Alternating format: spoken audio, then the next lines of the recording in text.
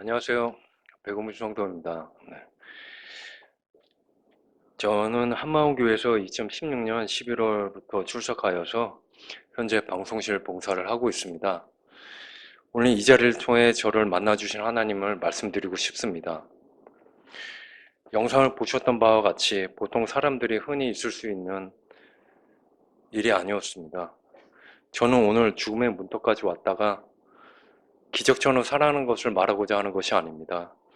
공경에 처한 저에게 찾아온 하나님의 사랑, 그분의 은혜가 임하면 감사하게 된다는 것이고, 환경과는 상관없다는 것을 말씀드리고 싶습니다. 저의 상황을 말씀드리자면, 그때 당시 평범하게 직장 생활을 하며 새아이를 둔 39세 가장이었습니다. 보통 왕성한 사회생활을 하는 나이대가 40대 전후라고 하던데, 그 시기에 저는 정반대의 삶을 살았어야 했습니다. 내시경 시술 후 12지장 쪽에 천공이 생겨 소화액이 흘러나와 내장을 녹이는 사고였습니다. 병원 생활을 하면서 무엇보다도 힘들게 했던 건 날마다 찾아오는 통증이었습니다. 진통제 없이는 견디기 힘들었고 일반 진통제로도 통증 조절이 안 돼서 마약중통제 몰핀에 의존해야 했습니다.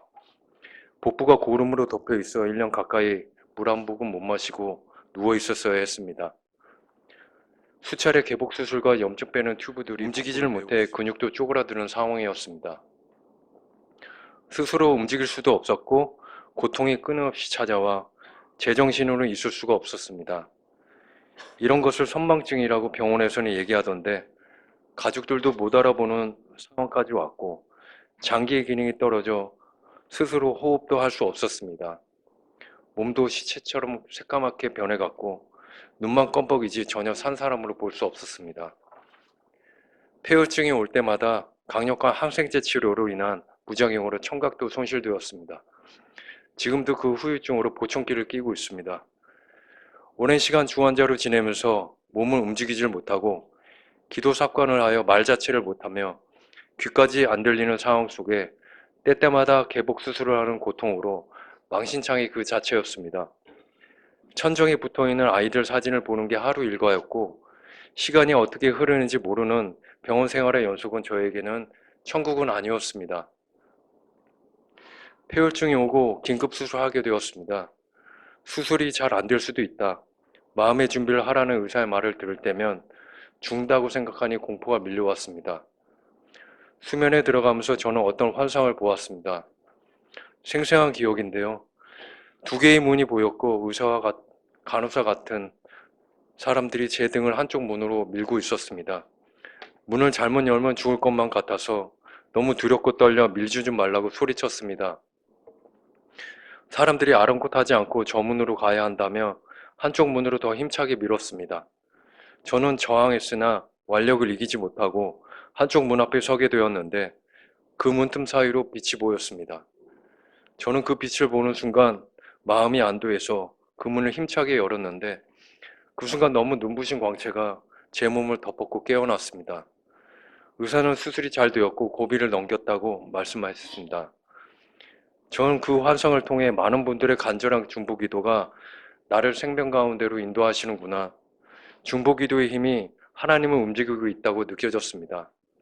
이후 수술은 성공하여 죽음의 고비를 넘기게 되었습니다. 이후 날마다 몸이 호전되면서 신장투석기와 인공호흡기도 빼고 일반병동으로 오게 되었습니다.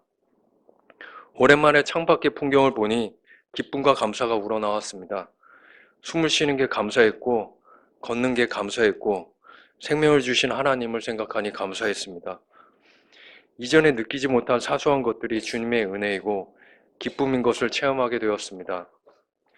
일반 병동도 이식환자 병동이라 세균 감염이 될 수도 있다는 명분으로 1인실을 사용하게 되었습니다. 움직임은 불편했지만 혼자 조용히 있으니 정신도 맑아지고 시간의 여유가 생겼습니다. 때때마다 주님 생각이 났고 예배를 못하고 말씀을 듣지 못한 갈급함이 컸습니다. 말씀을 들으면 생명을 얻는 듯한 기분이랄까요? 정신이 맑아지니 몸도 회복되어지는 것 같았습니다. 말씀으로 시간을 보낼 수 있다는 것이 제게는 선물 같은 하나님의 은혜였습니다. 왜 건강하고 평범한 삶을 살 때는 몰랐을까?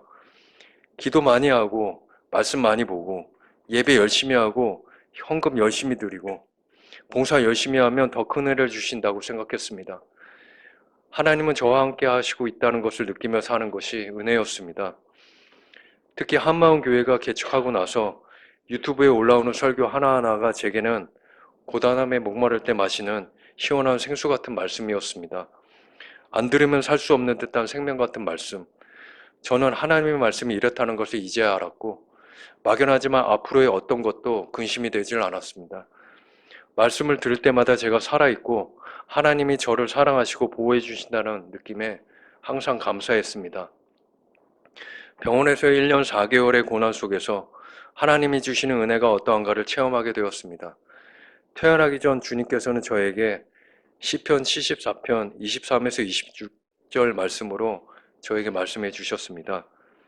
내가 항상 주와 함께하니 주께서 내 오른손을 붙드셨나이다. 주의 교훈으로 나를 인도하시고 후에는 영광으로 나를 영접하시리니 하늘에는 주 외에 누가 있으리요. 땅에는 주밖에 내가 사모할 자가 없나이다. 내 육체의 마음은 쇠약하나 하나님은 내 마음의 반석이시오 영원한 분기이시라.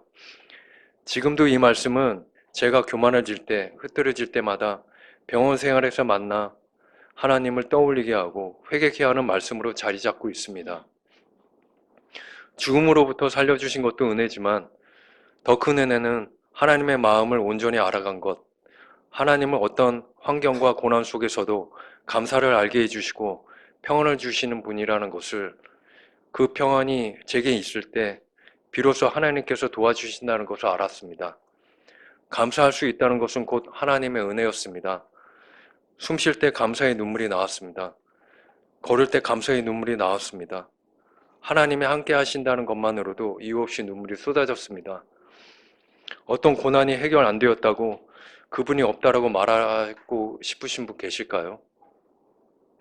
우리의 고통 자체를 얻게 해주시는 것이 그분의 은혜가 아니라 고난이 찾아와도 감사와 기쁨, 평안이 임함으로 넉넉히 감당할 수 있는 힘을 주시는 그분의 능력, 이것이 하나님의 은혜 아닐까 생각해 봅니다. 퇴원 당시 억대의 병원비, 저와 결혼 후 직장 생활을 안 하고 가사 생활을 했던 아내와 세 아이들의 생활 여력, 훗날 정상적인 사회생활을 할 수 있는지에 대한 불투명함에 대해 고민이 될 때마다 하나님이 지금도 저와 함께 하신다는 것을 때때마다 알게 해주셨습니다. 어떤 구체적인 해결 방법도 없었지만 평안하였고 막연하지만 문제가 문제로 여겨지질 않았습니다. 이 마음은 저희 가족에게도 동일하게 생겼습니다. 이후 저희 가족은 문제가 다가올 때마다 자동으로 감사하자는 말을 했습니다. 문제가 오는 것이 감사였습니다. 하나님이 도와주실 일이 있다는 것이 감사했습니다. 하나님 한 분만으로 만족하는 것, 우리 형편을 아시는 그분께 내려놓을 때마다 감사할 수 있었습니다. 저에게는 하나님의 은혜 없이는 살아갈 수조차 없었던 것이었습니다. 저는 병원 생활 동안 잦은 수술과 항생제로 지냈고 움직이질 않고 살아와 재활 후에도 재활기간이, 퇴원 후에도 재활기간이 필요했습니다.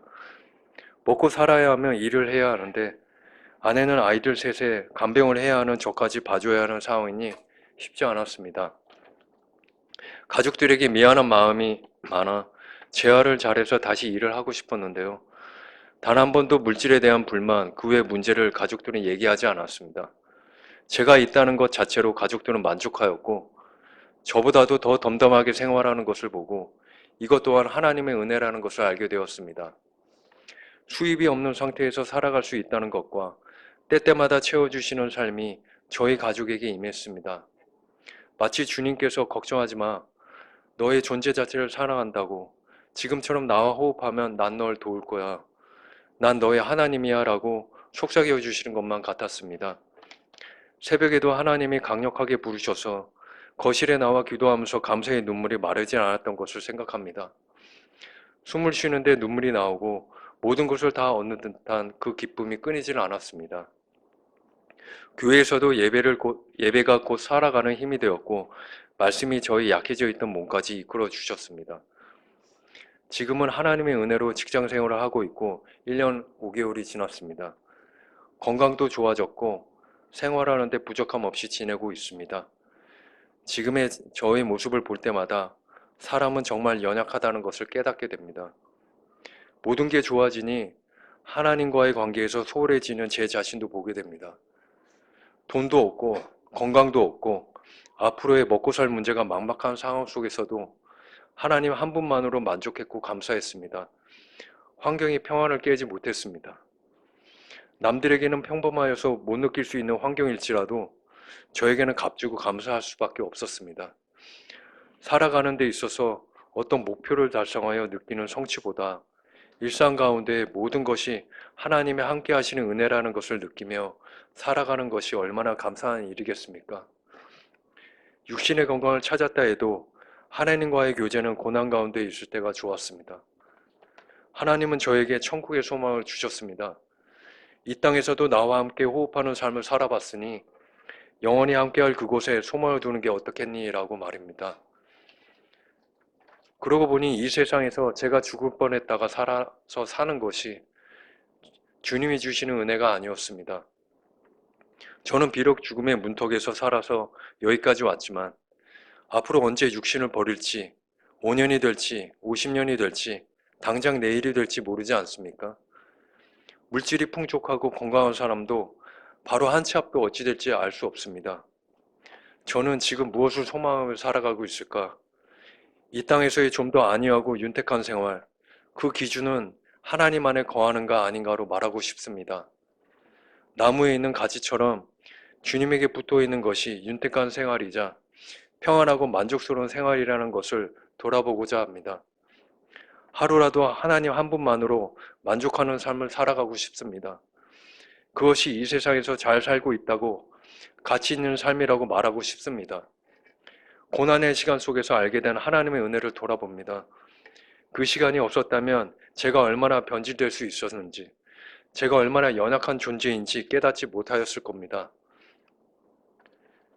저는 이 간증을 통해서 몸은 회복되었지만 굳어있던 저의 심령을 회복하는 계기로 삼고 싶습니다. 이 시간을 통해 진심으로 하나님의 사랑을 회복하고 싶습니다. 저의 소망은 하나님과 영원히 함께할 그곳에 있다는 것을 다시 돌아봅니다.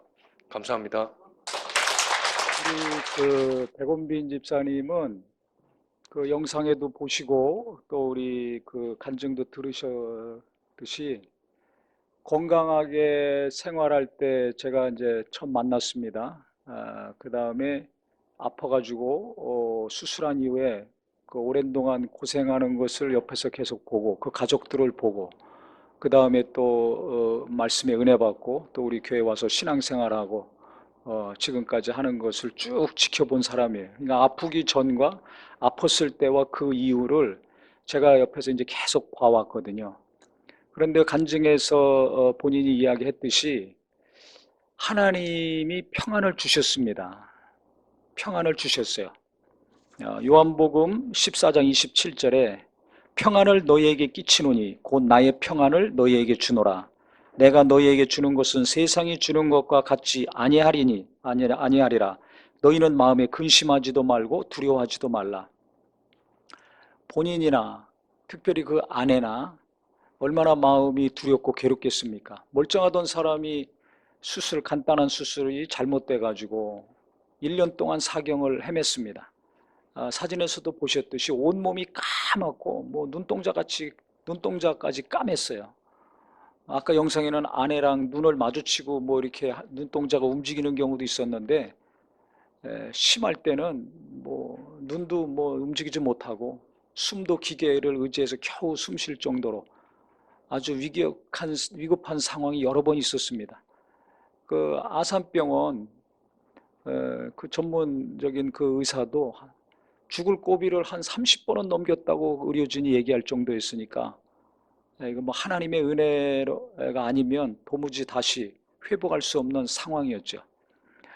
그렇게 위급한 상황이었는데도 불구하고 어떻게 하나님께서 회복을 시켜주신 것뿐만 아니라 그 가족들에게도 은혜를 주시고 평안 가운데 살 수 있었는가. 또 몸이 회복된 것뿐만 아니라 그 다음에는 이 경제적인 그 부담감이 밀려올 수밖에 없습니다. 두 네 분을 보시면 알겠지만 인물이 좋습니까? 안 좋습니까? 너무 좋죠. 키도 크고 애들도 잘생기고. 그래서 저는 처음에 봤을 때 굉장히 부잣집 자녀들인 줄 알았어요. 사회적인 지위도 있고 재산도 많고. 그런데 사는 집을 처음에 갔을 때 제가 깜짝 놀랐어요. 외모와 정반대의 집이었습니다. 집도 인천이고 멀고. 그런데 은혜를 받고 너무 밝고 기쁘게 신앙생활을 했습니다. 그 다음에 더 중요한 것은 이분들이 나이가 젊은데도 불구하고 하나님께도 너무 많은 것을 드렸고 또 주변에 있는 사람들에게도 많은 사랑을 베풀었습니다. 기도만 하고 신앙생활만 열심히 하고 헌금만 한 것이 아니라 실제 자기들이 갖고 있는 거, 젊은 사람들이니까 저금을 하고 비축을 해서 집도 사고 뭐 아이들 교육도 준비시키고 이럴 계획들을 할 텐데 전혀 그런 게 없어요. 그냥 들어오는 대로 베풀고 또 베풀고 섬기고, 말로 사랑이 아니라 진짜 하나님을 사랑했고 주변에 있는 성도들, 하나님 맡기신 영혼들을 진심으로 사랑했습니다. 제가 그것을 쭉 봤거든요. 또 교회에서 주일학교를 그때 담당하고 있었기 때문에 주일학교를 이제 아이들 좋게 시설을 바꿔주려고 계획을 하고 감동되시는 분들 헌금하라고 했을 때 또 그냥 옥합을 또 막 팍팍 깨는 거예요. 이거 깨면 살림이 어렵거든요. 그런데도 그걸 헌금하겠다고 얘기하더라고요. 그러니까 그걸 모든 성도들이 아는 거죠. 목사뿐만 아니라 모든 성도들이 다 아는 거예요. 이 부부가 어떻게 신앙생활을 했는가, 어떻게 하나님을 사랑했는가, 어떻게 성도들을 사랑했는가 다 알죠. 그래서 의료사고가 났을 때 아마 제가 오랜 동안 목회했지만은 그렇게 기도한 적은 처음이었습니다. 어느 정도로 했냐면 평소 기도하는 것이 아니라 주일 공식적인 예배가 끝나면 전 교인이 합심으로 1부, 2부, 뭐 주일 저녁 예배, 수요 예배, 금요 기도회는 말할 것도 없죠. 계속 기도를 했어요. 보통 그렇게 몇 번 기도하면 지쳐서 기도 잘 못합니다. 아니면 왜 이 사람만 특별히 이렇게 기도해 주는가, 시험 들거나 시기하고 질투하는 사람도 있을 수 있습니다. 그런데 그런 분이 한 분도 없었습니다. 왜 목회자나 모든 성도들이 그렇게 간절한 마음으로 전심으로 매 예배 때마다 기도회 때마다 그렇게 기도할 수 있었는가? 그것은 어린아이들이 있는 가장이기도 했지만은, 왜냐하면 만약에 가면 어떻게 됩니까? 죽으면 그 아이들은 어떻게 해요? 그 엄마하고 어떻게 먹고 살아요? 엄마가 나가서 경제활동을 할 수 있으면 괜찮은데 그때 돌도 안 됐거든요, 막내 아이가. 그러니 뭐 아이들 보기도 어려운데 일을 할 수가 없습니다. 가정 형편도 넉넉지도 않고. 그러니까 아이들 때문에, 그 아내 때문에 간절히 기도한 것도 있지만 하나님을 사랑하고 성도들을 사랑하고 예수님이 말씀하신 것처럼 내가 새 계명을 주노니 너희는 서로 사랑하라 그러셨죠. 내가 너희를 사랑한 것처럼 서로 사랑해라. 내 계명을 가지고 지키는 자는 내 아버지께 사랑을 받을 것이요 나도 그를 사랑하여 그에게 나를 나타내리라 말씀하셨습니다. 그러니까 진짜 하나님을 사랑하고 이웃을 사랑하는 자, 하나님 아버지가 사랑해 주시고 예수님도 그를 사랑하셔서 그에게 나를 나타내리라 하셨어요. 그것을 성도들이 다 알기 때문에 간절히 계속 기도할 수 있었고, 기도만 한 것이 아니라 한 2시간 되거든요. 자동차도 없어서 우리 백 집사님 아내가 버스 타고 전철 타고 2시간 가까이 걸려 그 병원까지 가야 됩니다. 그러니까 막내를 어떻게 해요? 첫째나 둘째는 어린이집 맡겼지만 이 집 저 집 맡기고 다니는 거예요. 혼자 그 무거운 아이를 데리고 다닐 때도 있지만 성도들이 자기 자식이 아닌데도 맡아주는 거죠. 키워주고 길러주고 먹여주고. 돌잔치도 제가 그 교회에서 했습니다. 아버지는 병원에 있고 한 돌은 맞이했는데, 그래서 성도들이 또 선물 하나씩 가져오고 음식도 하나씩 가져와서 아주 풍성하게 잔치도 치러주고 애도 봐주고 또 집을 옮길 때도 여러 가지 도움을 주고, 그래서 많은 분들이 기도뿐만 아니라 물심양면으로 큰 사랑을 베풀었어요. 또 아내도 남편을 얼마나 사랑하는지, 그 먼 길인데도 불구하고 가서 만날 수도 없어요. 의식이 없으니까 말도 못하고 눈도 못 맞춰주는데도 맨날 가는 거예요. 날마다 갑니다. 옆에서 뜯어 말렸어요. 그러다 병난다, 지친다. 이 큰 애, 이 무거운 애들이 왜 다니냐. 그냥 기도만 하고 2, 3일에 한 번씩만 가라. 다 말렸습니다. 그런데도 그 먼 길을 날마다 가는 거예요. 그리고 기도하고 아내의 사랑, 성도들의 사랑, 하나님의 사랑을 많이 받았을 때 저 영혼이 힘을 얻고 하나님이 빛을 비춰주셨다고 생각을 합니다.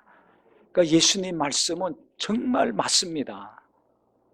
내 계명을 가지고 지키는 자, 즉 하나님을 진심으로 사랑하고 그 다음에 내 가족과 내 자식만 사랑하는 이기적인 사랑이 아니라 이웃을 사랑하고 성도를 사랑하고 나보다 더 어렵고 힘든 자들을 위해서 베푸는 삶, 섬기는 삶을 살았을 때 하나님이 사랑해 주시고 이 위경에 처한 가족들, 육체만이 아니라 그 다음에 먹고 사는 문제들까지 모든 것에 있어서 하나님이 많은 사랑을 베푸시고 은혜를 베풀어 주셨습니다. 그 다음에 주님도 함께 하셔서 하나님의 사람이라는 것을 예수님이 증명해 주셨습니다. 그래서 우리 모두가 정말 내가 하나님을 사랑하고 있는가? 또 내가 내 이웃들을 당장 부부간에 부모 자식 간에 서로 사랑하고 있는가? 다투고 갈등하는 경우가 얼마나 많습니까? 가까이 있는 사람들과 갈등 때문에 가정이 어렵고 신앙생활도 어렵게 하는 분들이 너무나 많습니다. 왜 그렇습니까? 첫 번째는 내가 하나님의 사랑을 더 많이 받아야 되는데 다른 것에 마음을 두어서 그렇습니다. 교회 와서 예배하는 것으로 만족하지 마시고 어린아이들도 엄마 품에 안겨서 젖을 많이 먹으면 배부르게 먹으면 편안해서 잠을 자지 않습니까? 아쉬운 게 하나도 없습니다. 부러운 것도 없습니다. 그냥 엄마의 사랑을 받으면 엄마의 젖을 배부르게 먹으면 편안해서 잠잡니다. 그렇게 아우성치고 울고 고통스러웠고 두려워 떠는 아이들이 엄마 품에 안기면 엄마의 사랑을 먹고 자랄 때 편안하고 건강하게 자랍니다. 좀 넉넉하지 않고 못생기고 배움도 모자라지만 엄마의 사랑을 많이 받고 아버지의 사랑을 많이 받은 자녀들이 나중에 커가지고 정서적으로 안정이 돼 있어요. 성격이 좋습니다. 성격 좋아야지 평안한 삶을 살죠. 남편 때문에 아내 때문에 속 썩는 거, 부모 때문에 자녀들이 괴로운 거 왜 그렇습니까? 외모와 학벌과 재산 때문에 괴로운 것이 아니에요. 성품이 안 좋아서 아버지의 성품, 엄마의 까다로운 성품 이것 때문에 자식들이 괴롭고 남편의 그 못된 성품, 아내의 예민한 성품 때문에 부부간에도 사랑하다가 사랑이 갑자기 식어지는 거 아닙니까? 어떤 경우는 심각한 고민까지 하지 않습니까? 우리가 돈 때문에, 외모 때문에, 명예 때문인 것 같지만 그렇지 않아요. 살면서 괴롭고 고민이 깊어질 때는 이 성품이 드러났을 때입니다. 안 좋은 성품이 드러났을 때요. 근데 가만히 제가 생각해 보면 왜 안 좋은 성품이 내게 있는가? 왜 저 사람은 저 성품을 바꾸지 못할까? 가만히 보니까 어렸을 때 어머니의 사랑, 아버지의 사랑, 나이를 먹으면서 청소년기를 거치면서 청년기를 거치면서 부모님의 사랑을 계속 공급받아야 되는데 이걸 제대로 받지 못했을 때 성품이 삐뚤어진다는 걸 알았습니다. 아무리 부잣집에 살더라도 그 어머니 아버지의 사랑이 모자라면 삐뚤어지더라고요. 그래서 성품 좋은 것이 행복한 건데 누가 그럼 행복한 겁니까? 부모님 사랑을 많이 받은 자녀들이 행복해지는 거예요. 어린아이가 엄마 사랑을 많이 받을 때 가장 평안한 것처럼 하나님 사랑을 내가 예수 믿으면서 날마다 계속해서 어려울 때나 기쁠 때나 하나님의 사랑을 예수 안에서 계속 내가 받을 때 우리의 심령은 평안해지는 겁니다. 그래서 어떤 위기와 어려움이 있더라도 그때 하나님의 도우심을 의지하고 하나님께 기도하고 하나님께 더 가까이 감으로 하나님이 도우시는 것들이 계속 쏟아지게 됩니다.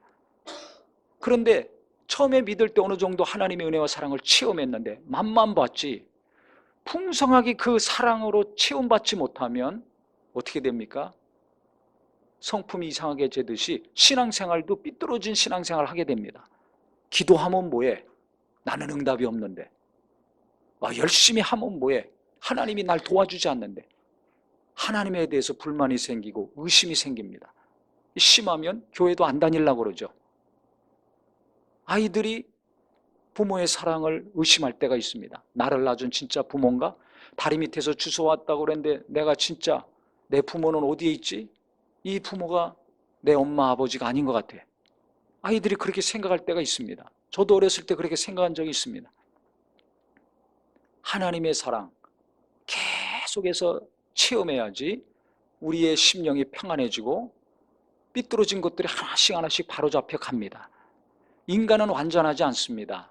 그래서 계속 사랑을 자식들에게, 남편에게, 아내에게 베풀 수가 없습니다. 그래서 누구든지 성품이 정말 완전한 사람 찾아보기가 어렵습니다. 누구나 흠이 있습니다. 온전치 못한 것들이 있습니다. 왜 그렇습니까? 부모들이 완전할 수가 없어요. 하지만 하나님은 완전하신 분입니다. 천지만물을 창조하시고 우리를 만들어주신 분이에요. 그런데 인간이 범죄함으로 말미암아 하나님의 그 완전함에서 벗어나게 됐습니다. 이것을 다시 회복시켜 주신 분이 예수 그리스도십니다. 그래서 예수님이 내게 있는 평안을 너희에게 준다고 그러신 거예요. 너희들이 이 땅에서 평안하게 살 것이다. 열심히 어떤 것을 하면 평안을 얻을 것이다. 그렇게 말씀하지 않으셨습니다. 평안을 너희에게 주는데 곧 나의 평안을 너희에게 준다고 그랬습니다. 즉 예수 안에서만이, 예수 안에서 죄사함 받고 하나님과의 관계가 회복됐을 때만이 우리가 완전한 하나님의 평강 가운데서 살 수 있다는 것입니다. 할렐루야. 그런데 예수님을 떠나서, 하나님을 떠나서 우리가 뭔가 위로를 받고 기쁨을 얻고 평안한 삶을 살려고 하니까 안 되는 거예요. 예수 믿으면서도 세상에서 평안을 얻으려고 하니까 갑자기 허무해지고 마음이 무너지는 겁니다. 이걸 우리가 잘 아셔야 돼요. 진정한 평안, 참 평안, 내가 누릴 수 있는 그 완전한 평안은 내 힘으로 되지 않습니다. 이 세상에서 열심히 노력해서 취한다고 되는 것이 아닙니다. 나의 평안을 너희에게 준다 그랬어요. 주님이 주시는 평안이 가장 완전한 것인데 그 평안을 예수님이 계속해서 우리에게 주시는 것은 언제 이루어지는가? 우리가 예수님을 믿고 예수님 안에 거했을 때, 내가 너희 안에, 너희가 내 안에 거하라 말씀하셨죠. 이것이 이루어졌을 때 우리가 아플 때나 건강할 때나, 오늘 간증을 들은 것처럼 부할 때나 가난할 때나, 내가 힘이 있을 때나 쭉 빠져서 숨도 못 쉴 때나 그리스도의 평안이, 하나님의 평안이 예수 안에서 내 안에, 내 가정에 임하는 것입니다. 그래서 오늘 우리 모든 성도님들이 저 간증한 사람은 좋겠네, 저 아내는 좋겠네, 이렇게 생각하지 마시고 저게 저 육체, 저 가정에 주신 하나님의 평강과 은혜, 그것은 예수 안에서 하나님이 내게도 우리에게도 어느 누구에게도 예수를 믿고 의지하기만 한다면 하나님은 주시려고 하시는 분이십니다. 하나님은 모든 이 땅의 사람들이 정말 하나님의 평안으로 살기를 원하십니다. 그래서 우리가 다시 한번 내가 예수님 안에 거해야 되겠다, 주여 주여 하면서 예수님 밖으로 뛰쳐나가서 무언가를 이 땅에서 얻어서 그것으로 내가 위로받고 평안하게 자손대대로 살려고 하지 마시고, 나도 예수 안에 거하고 내 남편, 내 아내, 내 자녀들도 예수 안에 거하고 우리 부모나 형제 자매들도 다 예수 안에 거해서 죄사함 받고 영생을 얻을 뿐만 아니라 주님이 주신다고 하시니 평안, 어느 누구도 줄 수 없는 이 놀라운 위로와 평안 가운데서 항상 하나님의 사랑을 체험하심으로 우리도 하나님께 감사하는 삶, 고난 가운데 더 예수님을 의지하고 주님께 가까이 가심으로 하나님이 가까이 하시는 복된 삶이 되시기를 예수 이름으로 축원합니다. 기도하겠습니다.